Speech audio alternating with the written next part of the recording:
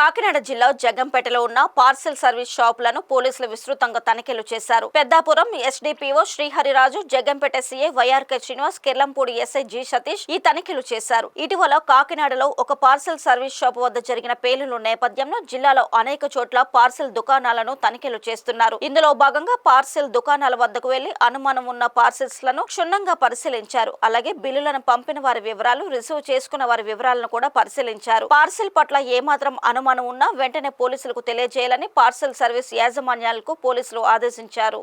అదే అది చెప్పిన ఎన్వైఎస్కి దాని సైజుకి కామన్ సెన్స్ తో ఆలోచించండి. ఏమైనా తేడా ఉంటే అన్ని అనుమానం ఉంటే చెప్పండి. మీకు అర్థమైందా? ఇప్పుడు ఇందులో 8,000 ఉన్నాయంటారు. 8,000 ఎంత తేలిపోతుంది? అదే ఇందులో టోకోనాలు ఉన్నాయనుకోండి, ఎంత వరకు ఉంటుంది? అంచేత ఇన్వాయిస్లో ఉన్న మెటీరియల్ ఇది, ఆ అడ్రస్ జెన్యూనిటీ, ఎక్కడి నుంచి ఎక్కడికి వస్తున్నది అన్నీ టాలీ చేసుకోండి. ఏ మాత్రం అనుకున్నా అన్నీ చెప్పాలి. ఓకేనా?